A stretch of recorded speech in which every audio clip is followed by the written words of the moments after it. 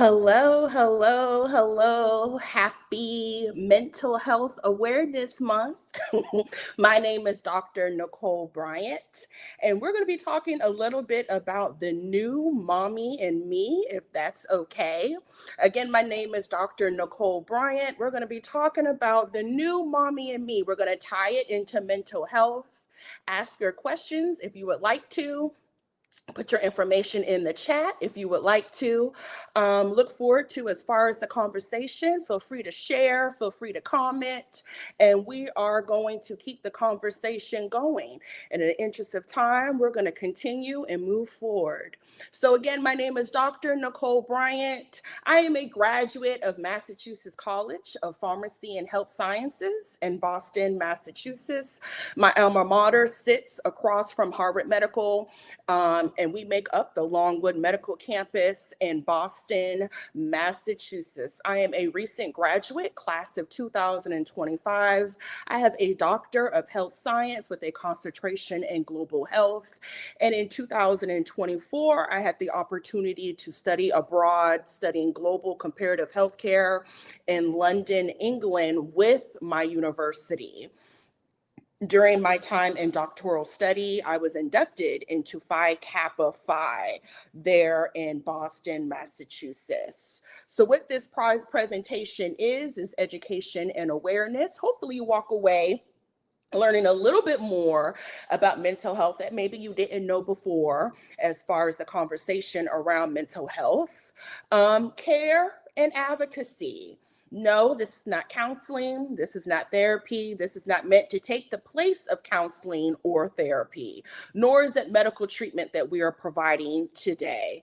If you are under the care of a licensed healthcare professional, please follow your treatment plan as set with your healthcare professional.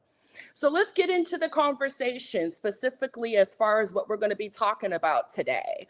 And part of what we're going to be talking about is how relationships tie into mental health. And many of you would probably agree with me as it relates to that. We're going to be talking about what we're seeing more in our society as it relates to intimate partner violence and how that ties into relationships, specifically as it relates to mommies, psychosocial factors associating neurobiology and attachment, physical partner violence, and deteriorated marital relationship impairs relationship bondings that are taking place as it relates to maternal infant bonding. We're finding in the research perinatal PTSD, post-traumatic stress disorder, we'll get into that a little bit more in the presentation, and postpartum birth outcomes are correlated to low birth weight and lower rates of breastfeeding, affecting the mother-infant relationship, early adversity, racism, toxic stress, affecting how moms are bonding and attuning to their child as it relates to the paternal bond and the neurobiology of the infant. So we talked about intimate partner violence. Well, specifically, let's talk about North Carolina. And we saw an uptake during COVID-19 with the pandemic as it relates to domestic violence, specifically nationwide, and as it relates to North Carolina. We saw an increase in violence in North America. We saw vulnerability as it relates to families needing additional supports that weren't getting those particular supports because of what was taking place in regards to the restriction as it relates to COVID-19. And the need to develop treatment interventions for intimate partner violence in North Carolina. Choking, slapping, hitting, punching, spitting, threatening, shouting, denying abuse, bullying, parental alienation, child abuse, blaming you, breaking things, cheating, threatening to destroy you, is domestic violence. Now, there's intimate partner violence and there's domestic violence. Domestic violence is what takes place domestically in a home. What's going on in a home environment? Brother, sister, uncle, aunt. What's going on in a home environment in and around me as to where I live, where I reside. Intimate partner violence is what's taking place directly to me from a current partner or a former partner. So there's a difference between intimate partner violence and domestic violence. We're even hearing more and more now intimate partner terrorism, which is under the umbrella of intimate partner violence. And in 2011 to 2015, there was a report done via the North Carolina Violent Death Reporting System, also known as NCVDRS, that talked about victims of homicide via intimate partner violence. A current partner or a former partner, an ex. IPH, which is intimate partner homicide. In this particular report involving IPH, of the 2,200 deaths during this particular time in North Carolina, 350 were because of intimate partner homicide. And of the 350, 73%, which is 253, were women. Of this age group, it was 20 to 44 was the age group. These are women of childbearing years. These are women of significantly young women, young ages, that are dying at the hands of intimate partner homicide, violence at the hands of a spouse, someone they're cohabitating with, someone they're in a relationship with, or recently got out of a relationship with. What are risk factors? Maternal PTSD and ineffective parenting styles increase developmental and mental health struggles. Exposure to violent home environments is considered child maltreatment.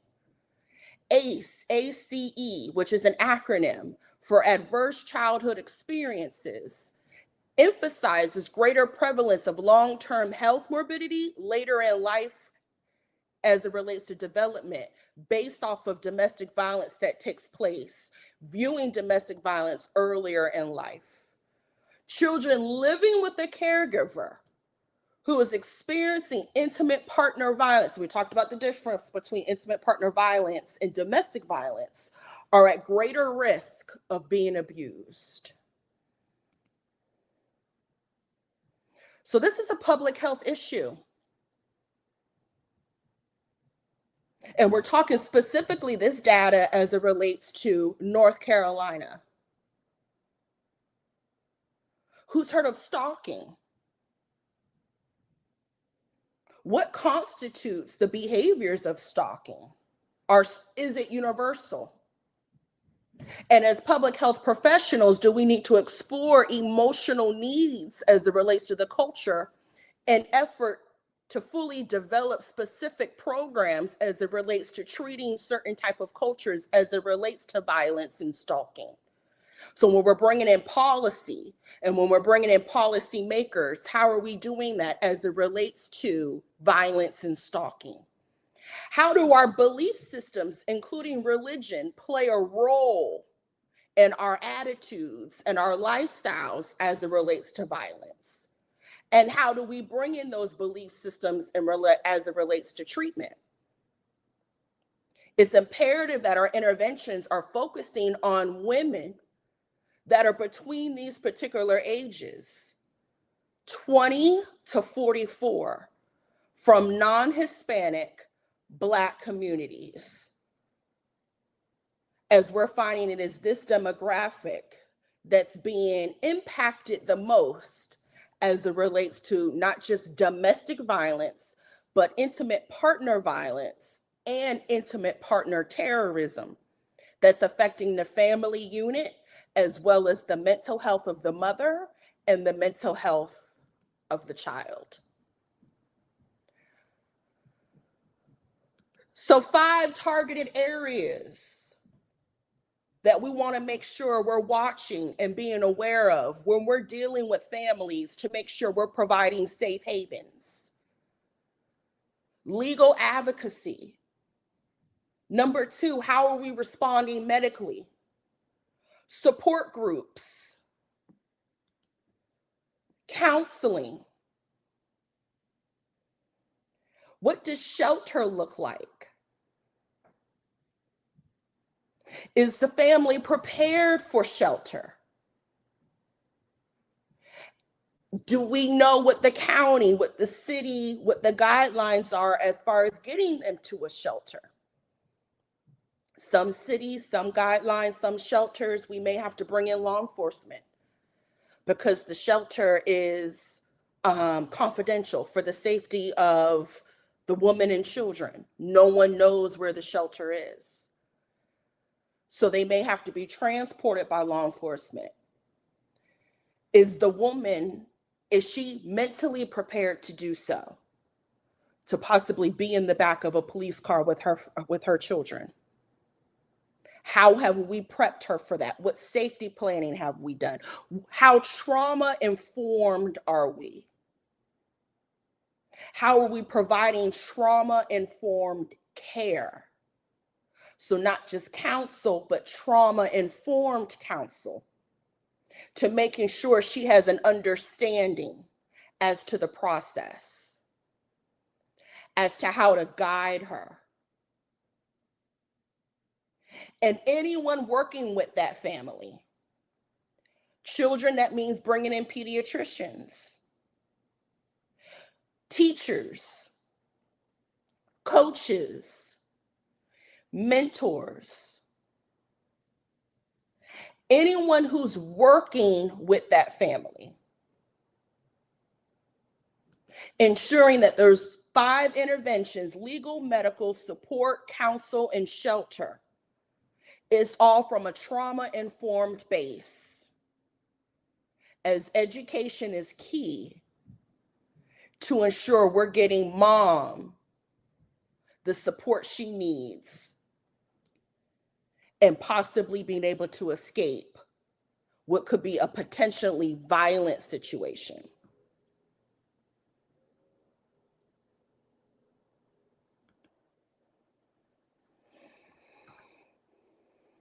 So in my research, part of my research, as you're seeing, I saw pathways for change. What is PTSD? PTSD is an acronym for post-traumatic stress disorder. And we're finding PTSD is more prevalent amongst Black women than any other race of women post-birth. That means after they've given birth, being diagnosed with post-traumatic stress disorder. A leading contributor to maternal mortality is maternal suicide due to postpartum mood disorders.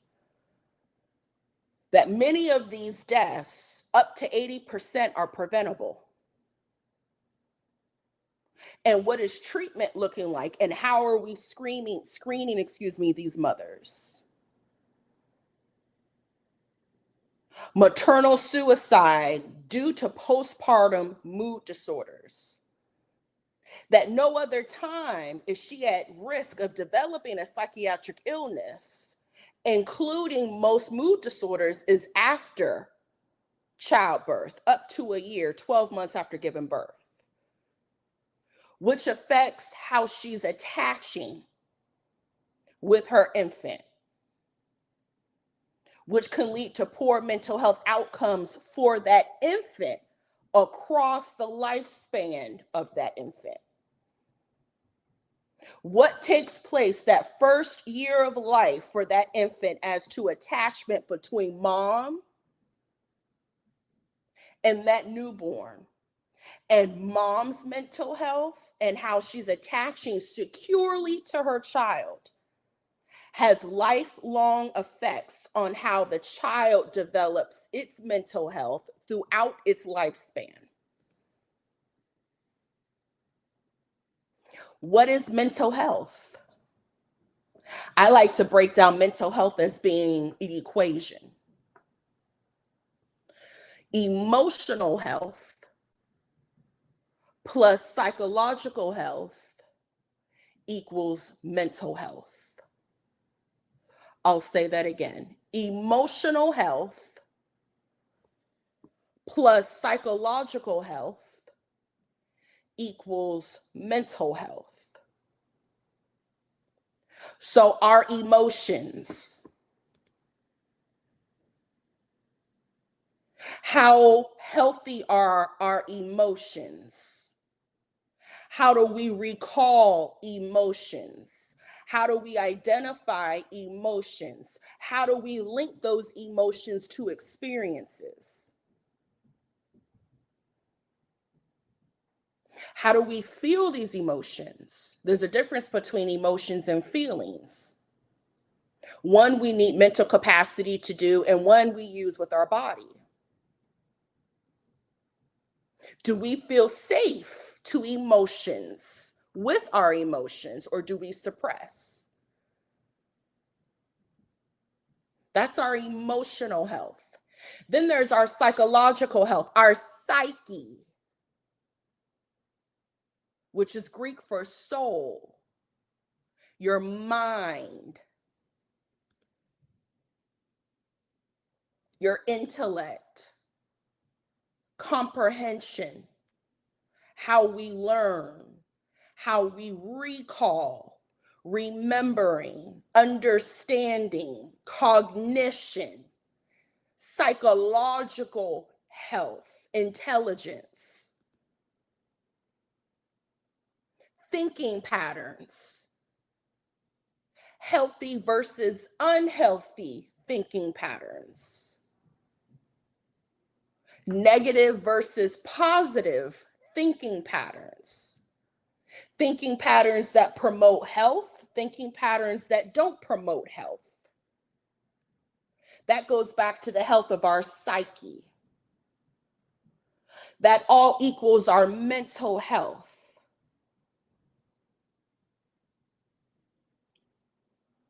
And with the use of our nervous system, can you see your own mental health?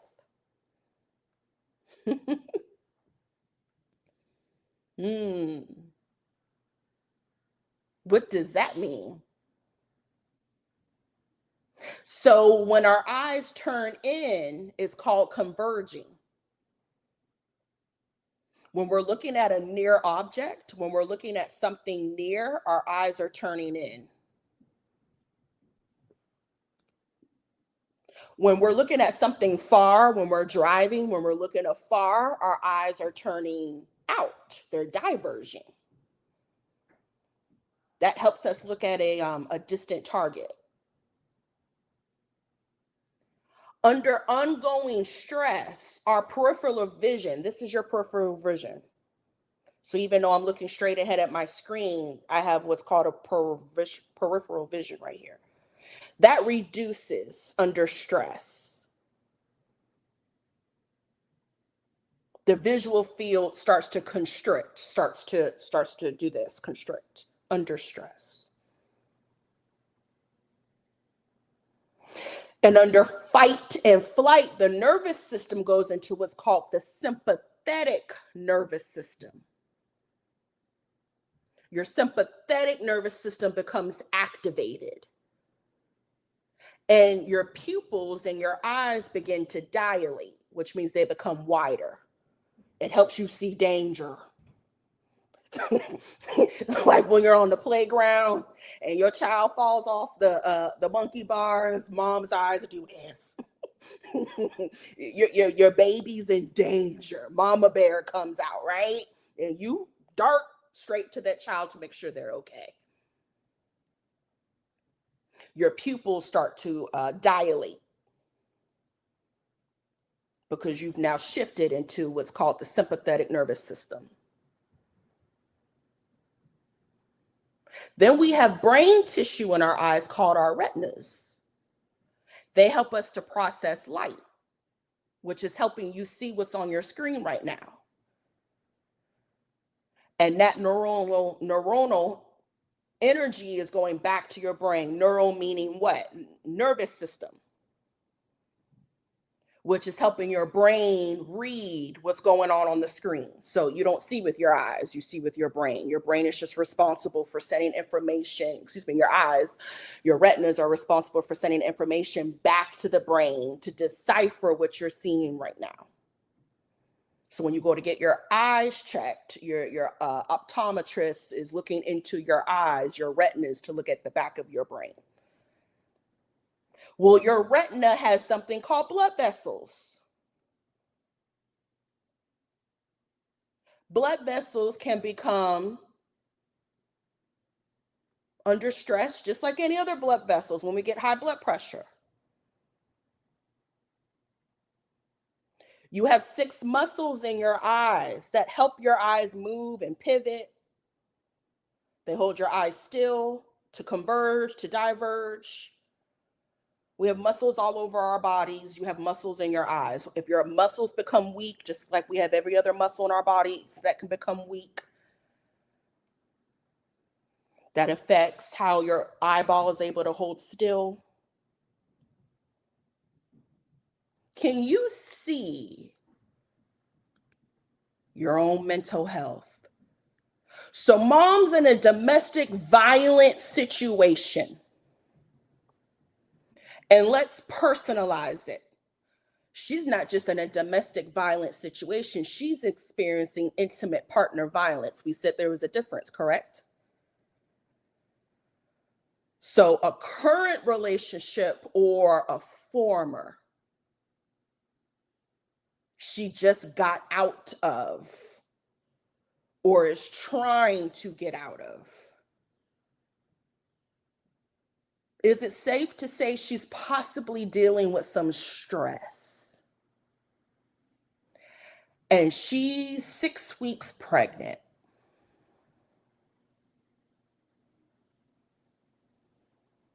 So she's now perinatal. Dr. Nicole, what's perinatal? Perinatal means from conception up to 1 year after giving birth. So that's an 18-month period, correct? You're pregnant for 9 months, and then up to 1 year after giving birth is 12 months. 12 plus 9, that's an 18-month period.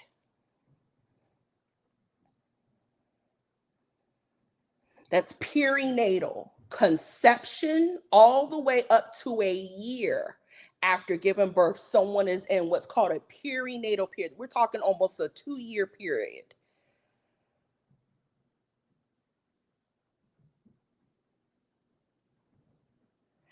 And not only is she dealing with what she's dealing with as it relates to her body and hormones and pregnancy and childbirth and delivery, but a deteriorating relationship, violence, terror, verbal, emotional, psychological, physical abuse, maybe financial abuse, isolated from family, little to no education. Maybe she's married, maybe she's not.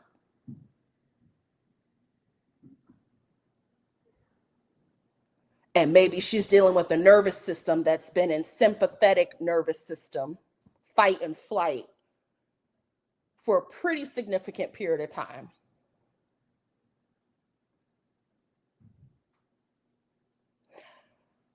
Going back to trauma-informed care, how do we begin to help her?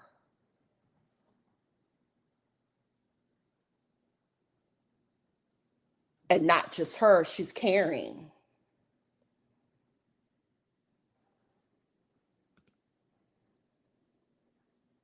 And she wants to carry her baby to term. And she wants to give birth. with or without the support of dad. It might not be safe to return to dad. It might not be safe to return to this relationship. And because we saw on some previous slides, her baby's mental health is dependent on her mental health. How do we begin to be trauma informed and to get her support?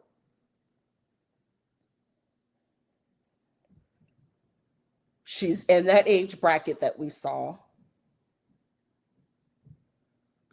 She meets all the check boxes as far as being possibly at risk.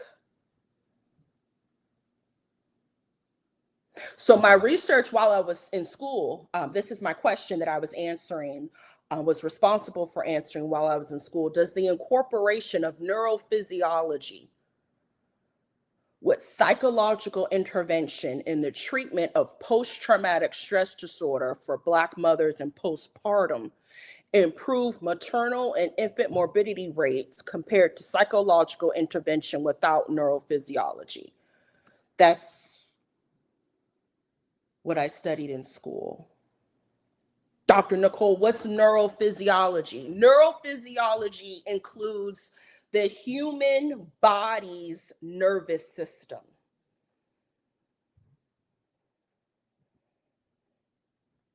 From prevention to diagnosis to treatment, from looking at the cellular, neuronal, circuitry, functionality of your nervous system.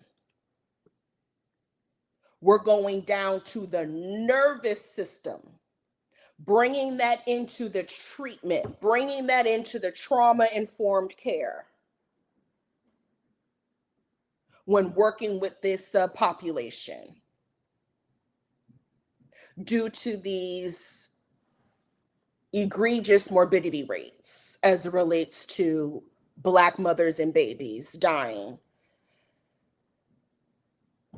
at disproportionate rates. What are we doing at the nervous system level?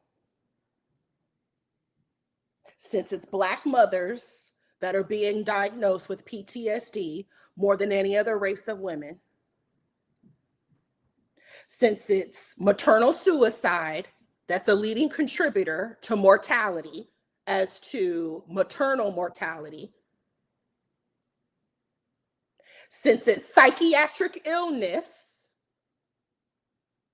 associated with mood disorders as it relates to postpartum disorders, that's affecting insecure attachment between mom and baby, that's affecting the lifespan of that child for the rest of its life, going back to mom's mental health. Since it's mom's mental health during the perinatal period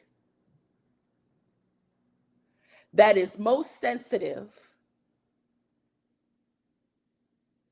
during this time of development. No other time in development, not menopause for a woman, not when she starts her menses, her period, it's pregnancy.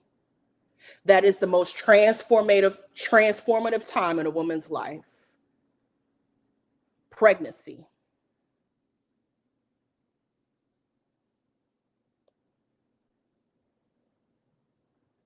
What are we doing at the nervous system? How are we preventing? How are we diagnosing? How are we treating? How are we looking at cells, her brain?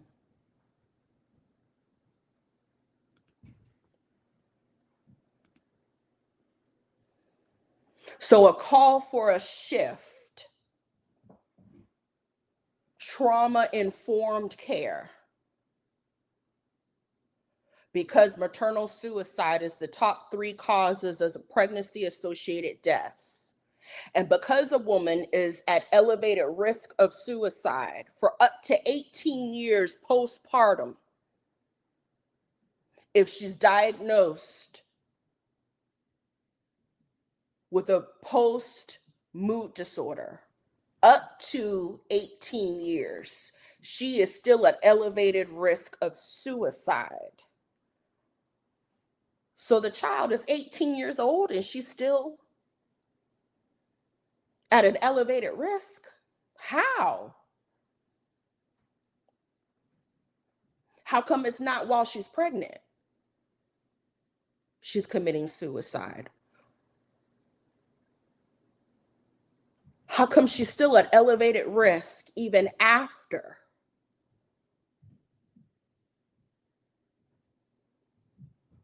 One in 10 postpartum women will suffer from PMADS, post mood affective disorder, postpartum. And we're finding in the research, the neurobiology is interconnected to the health of her brain and mental processes.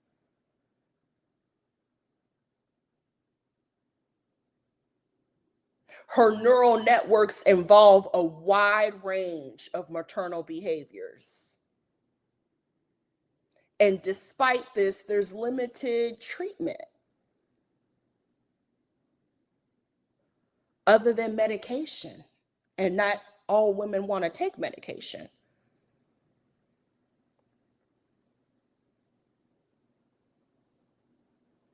So despite this, and despite the mother-infant relationship needing these healthy neuronal interactions and being highly susceptible to disruption, if there's a postpartum affective disorder, there's not much in the research where we're able to put interventions in place to help her. Hence the need for a reinvention.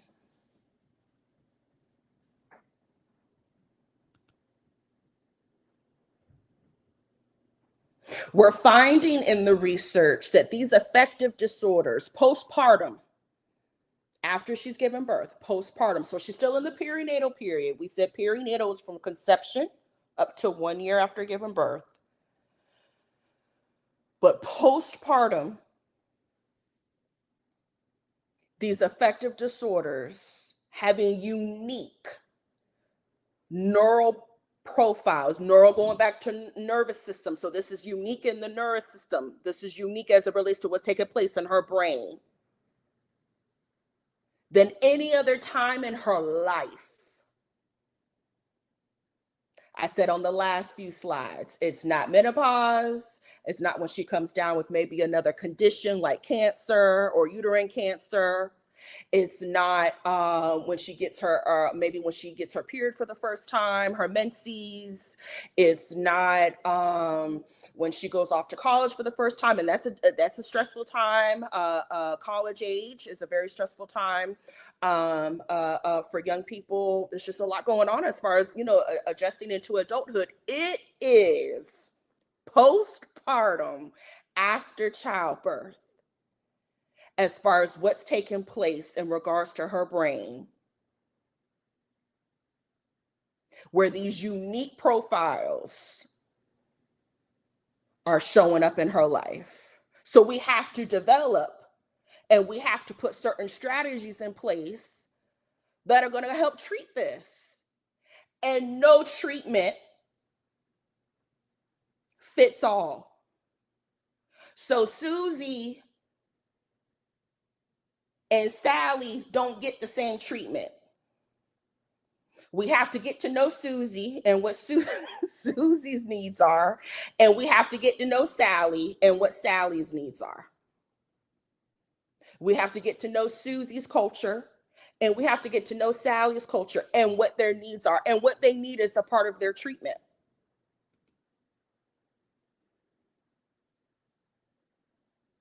Finding out what their symptoms are. Some moms will tell you during their checkup after they gave birth, and they go back to the doctor for their 6 weeks, 4-week checkup, maybe getting handed a checklist and asking about symptoms associated maybe with depression, postnatal, postpartum depression. Maybe the nurse stays with them, maybe the nurse doesn't. And they answer all the questions, and then the nurse comes back in. And the nurse does this, check, check, check. Okay, any questions?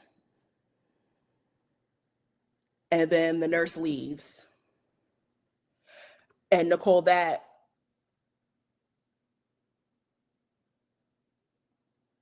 was my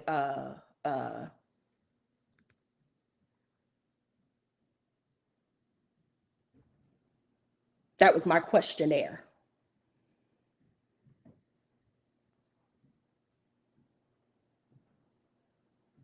If anybody agrees, if anybody doesn't agree, feel free to put it in the chat. I love to hear from you. But are we asking certain questions? Do you get sad? Do you cry?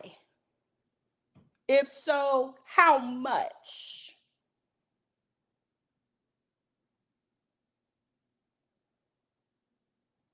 Are you eating? Are you sleeping? If so, how much?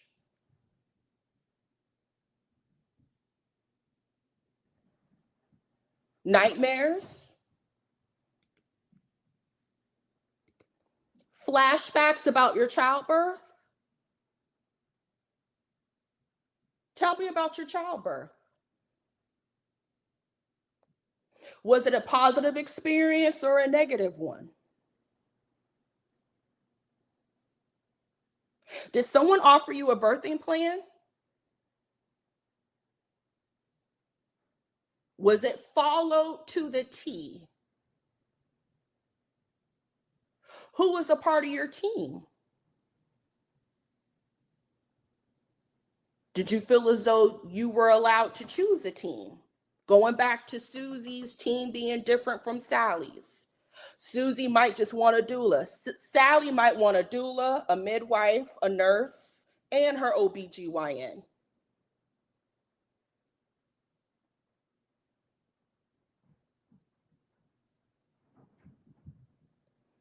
What did bonding and attachment look like? What did skin-to-skin contact look like after the baby was born?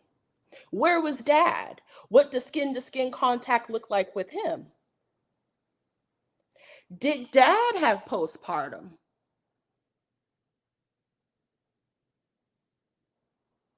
We're showing in the research, if dad had postpartum, there's a high likelihood mom will develop postpartum depression or anxiety. We're showing in the research, if dad was dealing with a substance use issue, mom postpartum will develop a substance use issue. There once was a time 40, 50, 60 years ago, it was almost like dad was outside of the equation. Not anymore.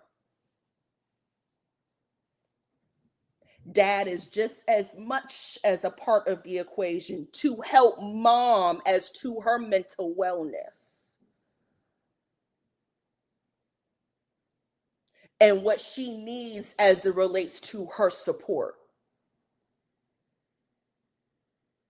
And what are we doing to help reduce her symptoms? I said reduce. We don't have to eliminate. We don't have to take magic wands over anybody.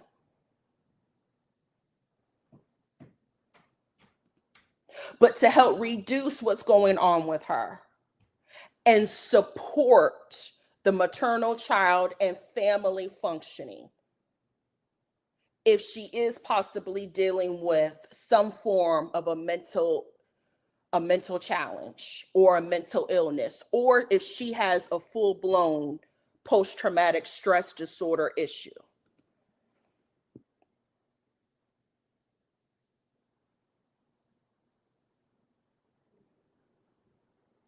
Because if we're finding in the research that mom's mental health affects how she attaches and bonds with her infant the first year of life, which affects how that child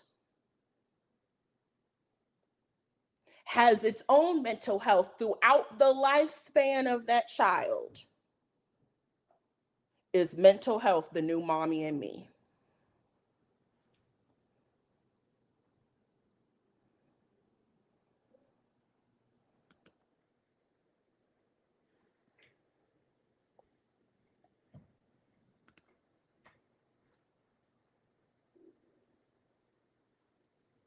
So, from a culture standpoint,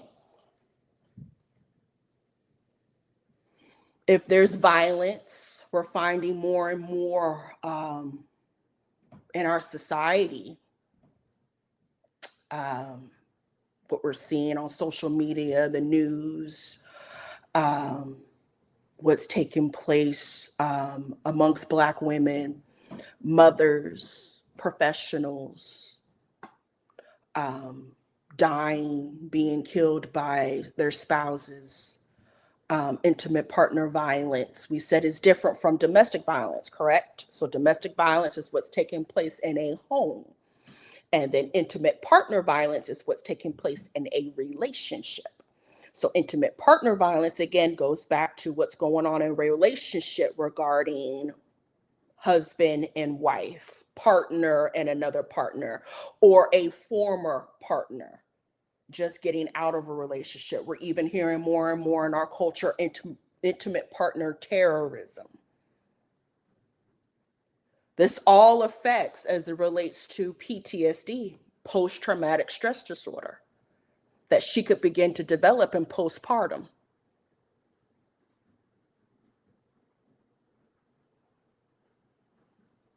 And even if she's not dealing with any type of violence, but maybe there was a traumatic childbirth, maybe there was preeclampsia or eclampsia, maybe she was dealing with a racist healthcare system, or there was a stillbirth or a preterm birth. Again, going back to PTSD and how that's affecting her mental wellness as it relates to the maternal and now infant health of relationship. Who's heard of strong Black woman syndrome? Do those stereotypes impair her from getting the necessary treatment? Not just from outside of the culture, from her own culture. It might not just be white people telling her, you don't need counseling, you need Jesus.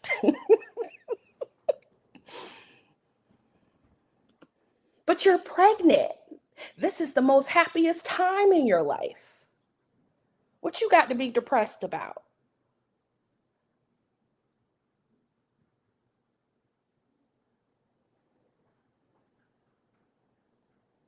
When she's trying to communicate how she's feeling.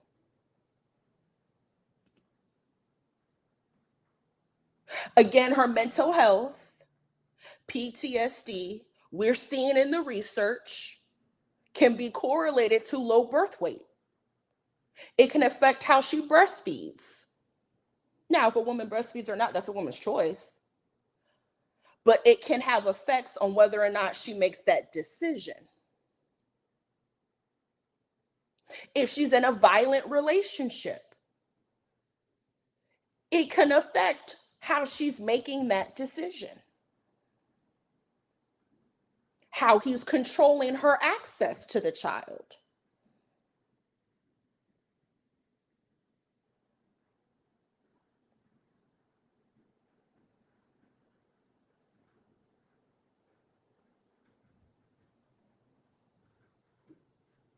And how, again, those mood disorders taking place with her, whether it's anxiety, whether it's postpartum depression, whether it's PTSD. Some women, it's very rare, but some women do develop psychosis, postpartum psychosis. We do hear, it's rare, but we do hear of stories where women kill themselves, their children.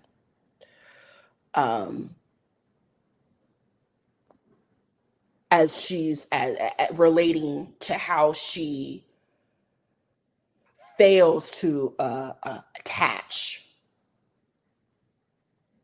and bond to the child at all.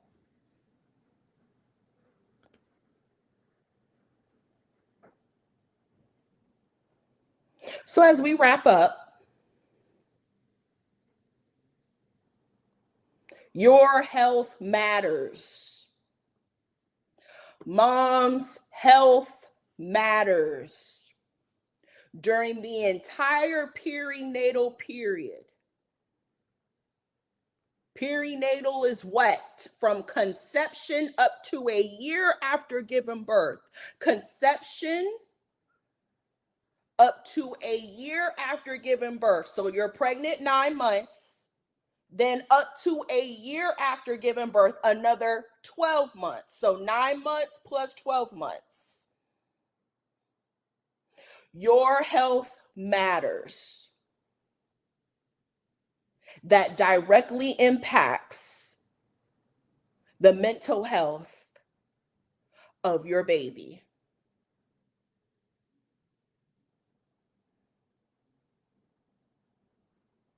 Growth, development, bonding, attachment.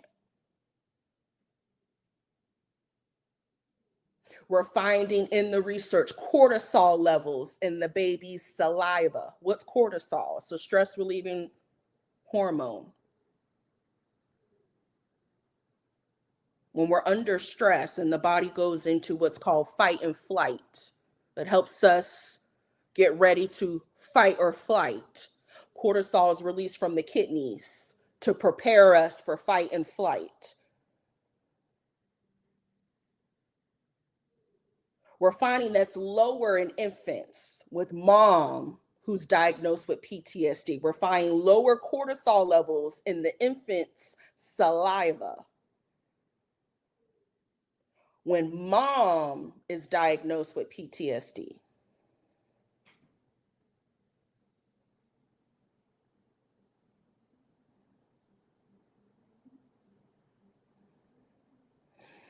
We're finding in the research there was a program called Minding the Baby, MTB, Minding the Baby. It involved 97 maternal child dyads, and they found a link between maternal experiences of racial, discrimination and child outcomes of toxic stress.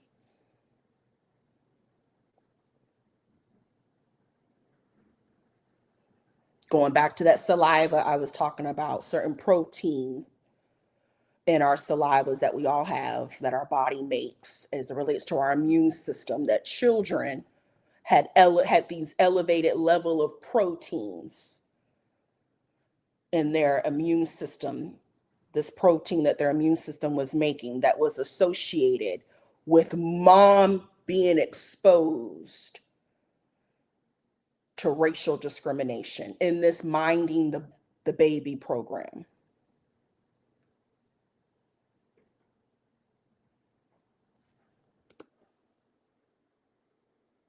Your health matters.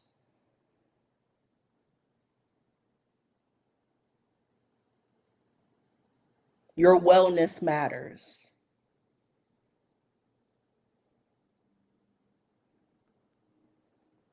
Trauma-informed care matters. Supportive relationships matter. If it's toxic, cut it off.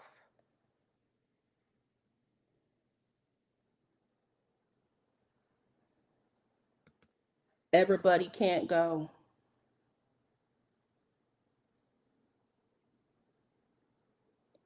Emotional health plus psychological health equals mental health. What is the health of your emotions? What is the health of your psyche? That goes back to your mental health, which perpetuates behavioral health. So optimal behavioral functioning.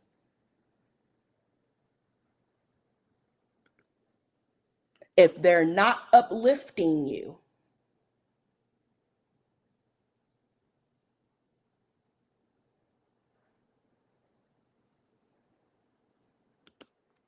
your support system matters.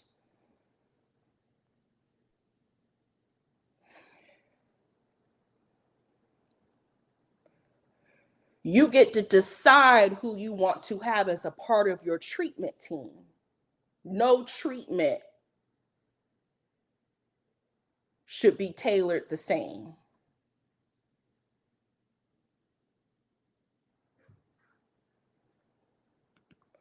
We need to ensure, as organizations, faith-based, churches, nonprofits, companies, that we're becoming more trauma-informed. We're providing trauma-informed care, not just talking about trauma, but that we're trauma-informed.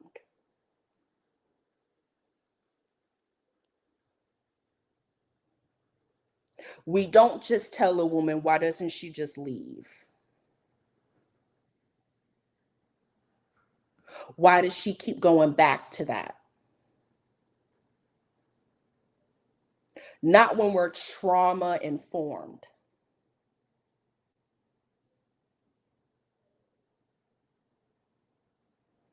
Because when we understand trauma-informed, we understand the cycle of abuse.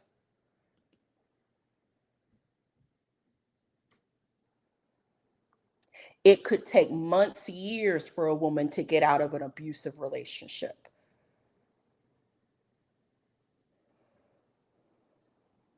And if she's pregnant and has children, that's a whole different set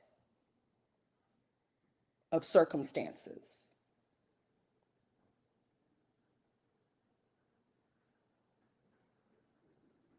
We ensure safety. We do safety planning.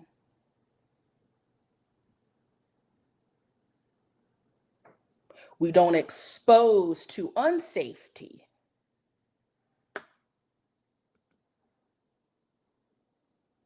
We don't re-traumatize.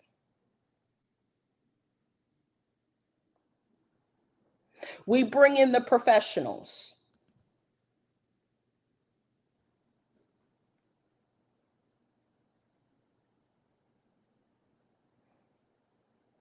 We allow her to build her family and what her support system looks like, starting with her birthing plan.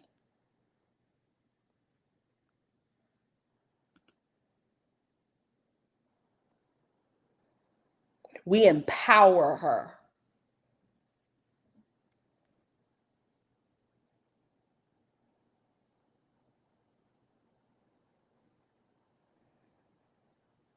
Is your mental health the new mommy and me?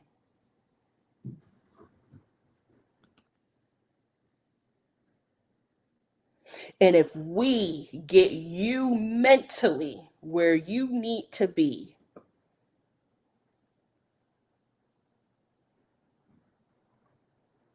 are you ensuring the health of your future grandchildren?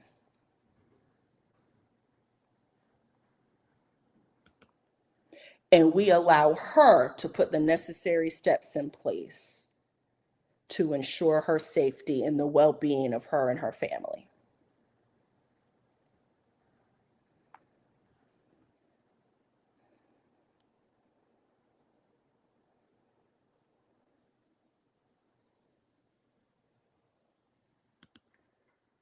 My name is Dr. Nicole Bryant. I'm a licensed clinical mental health counselor here operating in North Carolina. For more information in regards to my practice and my website to book a free consultation, you see a QR code, up at the top. Feel free to scan. It was a pleasure speaking with you this evening. I look forward to having more lives such as this to be able to share my research. If you're interested in booking me for any type of event, again, see the QR code at the top. Happy Mental Health Awareness Month.